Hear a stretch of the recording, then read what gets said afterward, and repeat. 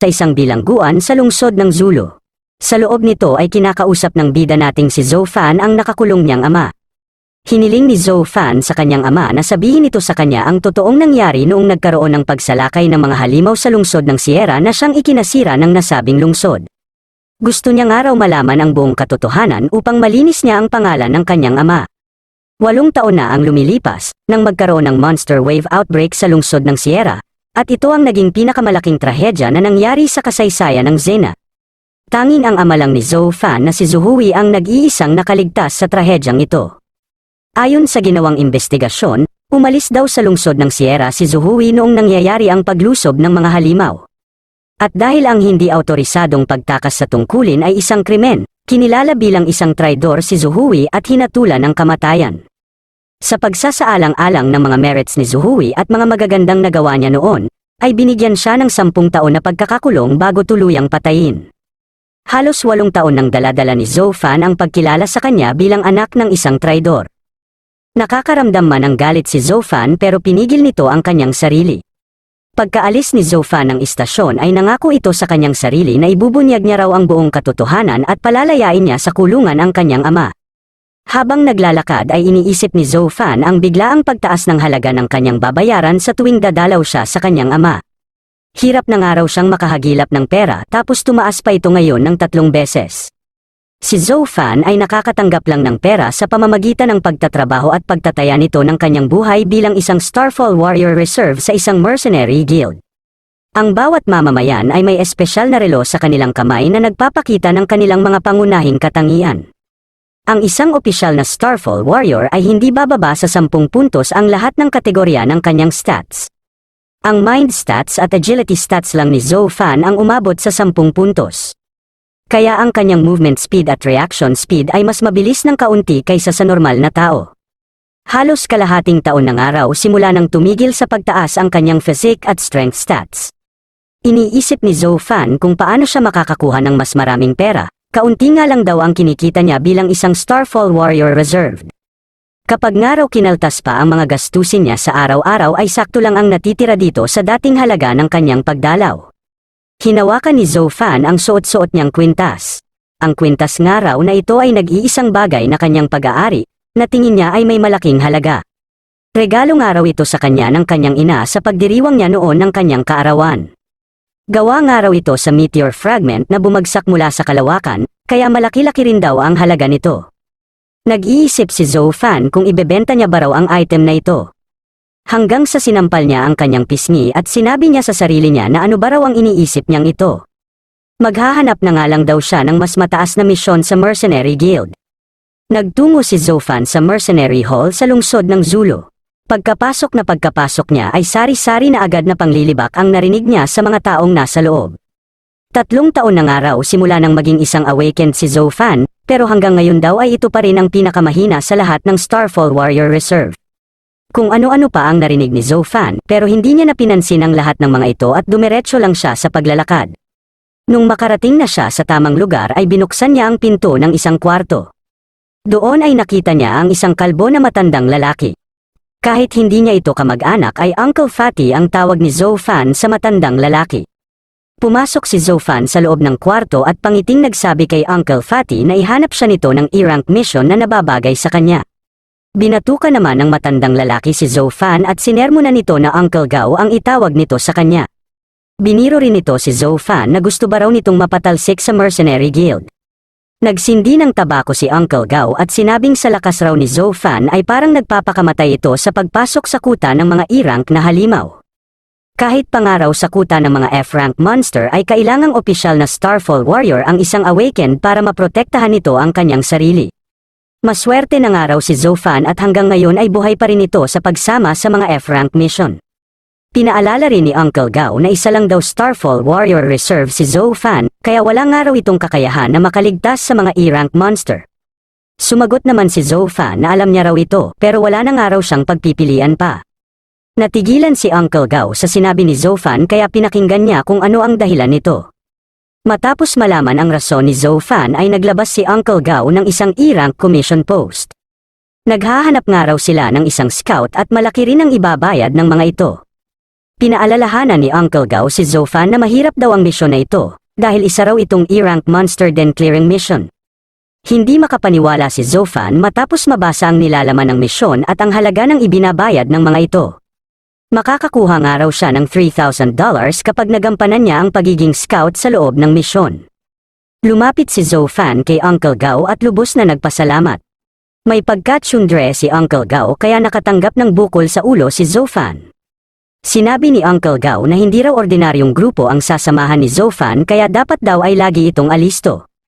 Nung kinahapunan ay nagpunta na si Zofan sa lokasyon kung saan sila magtatagpo ng kanyang mga kaparty. Sinigurado ni Zofan na handa at maayos ang mga item at weapon na gagamitin niya sa kanyang misyon. Sa mga E-rank monster den clearing mission, madalas na ang mga miyembro ng isang party ay mga ganap na Starfall warrior na umaabot hanggang sa novice rank. Naisip ni Zofan na kailangan niya nga raw gampanan ng maayos ang kanyang trabaho bilang isang scout upang mabayaran din siya ng maayos. Nung makita ni Zofan ang mga awakened na makakasama niya, ay naisip nito na mukhang sa pagkakataong ito raw ay siya naman ang mabubuhat. Napansin ng babaeng may pink na buhok ang pagdating ni Zofan. Ito na nga raw yata ang taong inirekomenda ni Uncle Gao.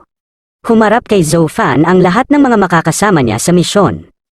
Naglakad papalapit sa kanya ang babaeng may pink na buhok at nagpakilala ito na siya raw si Mo Yinye, ang tumatayong leader ng kanilang party. Natulala naman si Zofan sa ganda ni Mo Yinye, sa dala pala nitong sandata at mga suot na kagamitan. Ang binibini nga raw na ito ay isang intermediate rank Starfall warrior. Mula sa ibaba hanggang sa itaas na suot ni Mo Yinye ay puno ito ng mamahaling item. Mas namangha pa si Zofan nang mapagtanto nito na gawa sa Monster Core ang dalang espada ng dalaga, isang araw itong Starfall equipment. Kung tama nga raw ang natatandaan niya, ang mga intermediate rank Starfall warriors lang ang maaaring gumamit ng Starfall equipment. Ang Monster Core ay nakukuha lamang sa katawan ng mga halimaw. Hindi lahat ng halimaw ay naglalabas nito. Sinasabing sa 1,000 halimaw ay isa lang ang maaaring maglabas ng Monster Core. Kaya ganun na lang kataas ang halaga ng bagay na ito. Ang Starfall equipment ay mga importanteng item na nagagawa gamit ang Monster Core. Napapataas nito ng malaki ang lakas ng Starfall warrior na siyang gumagamit nito. Tinatawag na intermediate rank Starfall warrior ang isang awakened kapag umabot na ang lahat ng stats nito sa 40 o higit pa. Hindi makapaniwala si Zofan na ang binibini na halos kasing edad niya lang ay nagtataglay ng ganoong lakas. Ang mga intermediate rank Starfall warrior nga raw na wala pang 20 taon ay tinatawag na genius. Naisip ni Zofan na napakalaki nga raw ng agwat ng lakas ni Mo Yinye kaysa sa kanya.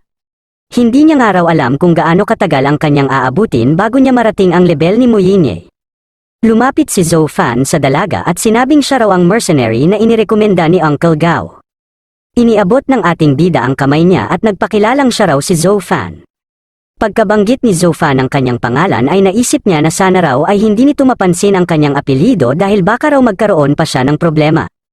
Tatanggapin na ni Mo Yinye ang kamay na inaabot ni Zofan sa kanyang pagpapakilala. Nang bigla siyang unahan ng isang mayabang na lalaki sa pakikipagkamay kay Zofan. Parehas na nagulat si Zofan at Mo Yinye sa pagsingit nito. Sinabi ng mayabang na lalaki na ito raw pala ang pangpain na inirekomenda ng Mercenary Guild. Naging seryoso si Zofan dahil hindi nito nagustuhan ang pagtawag sa kanya ng pangpain. Hindi agad bumitaw ang mayabang na lalaki at mas hinigpitan nito ang pagkakahawak sa kamay ni Zofan. Higit na mas mataas ang stats ng mayabang na lalaki kaya pinagpawisan si Zofan sa sakit ng pagkakahawak nito.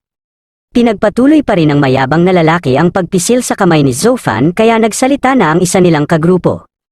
Tinawag nitong Moze ang mayabang na lalaki at sinabing tumigil na raw ito. Sinabihan ng matandang lalaki na may daladalang malaking shield si Moze na hindi ba raw ito nahihiya sa ginagawa niyang pambubuli sa isang Starfall warrior reserve. Bumitaw na si Moze sa kamay ni Zofan, tumawa ang mayabang na si Moze at sinabing wag daw ang mga itong mag-alala dahil nagbibiro lang naman daw siya. Sa higpit ng ginawang pagpisil ni Moze sa kamay ni Zofan ay alam niya na hindi lang ito isang biro, mukhang kinukursunada nga raw siya nito. Biglang naghagis ng isang papel si Moze papunta sa direksyon ni Zofan at sinabing basahin daw nito ang laman ng kontrata. Kapag wala na daw itong tanong ay maaari na itong pumirma. Hindi inasahan ni Zofan ang paghahagis ng papel ni Moze na direktang tatama sa kanyang mata. Kahit biglaan at napakabilis ng ginawang ito ni Moze ay nasalo pa rin ni Zofan ang papel na inihagis sa kanya. Ikinagulat ng mga makakaparty ni Zofan ang ginawa niyang iyon. Naisip ni Moze na mabilis nga raw ang reaction speed nito. Ganon din ang napansin ni Mo Yinye, ayos nga raw ang pagiging alerto ni Zofan. Maging ang lalaki na may dalang malaking shield ay naisip na sakto nga raw si Zofan bilang scout sa kanilang misyon. Nanginginig ang kamay na ipinansalo ni Zofan, naisip niya na muntikan na nga raw ito. Ganito raw pala ang lakas ng isang novice rank Starfall Warrior. Kapag naging novice rank Starfall Warrior na ang isang awakened ay nagkakaroon ng mga ito ng kakayahan na pansamantalang patigasin ang isang bagay gamit ang kanilang kapangyarihan. Matapos masaksihan ang reaction speed ni Zofan ay sinabi ni Mo Yinye na karapat-dapat nga raw ito upang maging kanilang scout. Hindi nga raw nagkamali ng pagpili si Uncle Gao.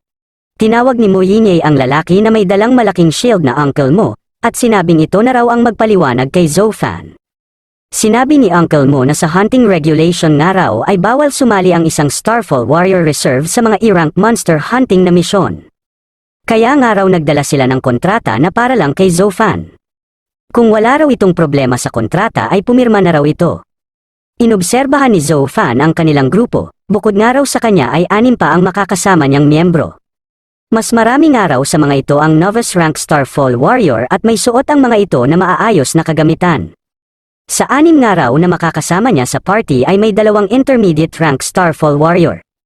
Bawat isa nga raw sa mga ito ay mayroong Starfall equipment. Naisip ni Zofan na sa team nga raw na mayroon sila, magiging madali lang sa kanila ang pag-ubos sa lahat ng mga E-rank monster sa kanilang misyon. Tuwang-tuwa si Zofan habang tinitingnan ang $3,000 na makukuha niyang reward sa gagawin nilang misyon, mukhang mabubuhat nga raw siya ng mga kasamahan niya at kikita pa siya ng malaking pera.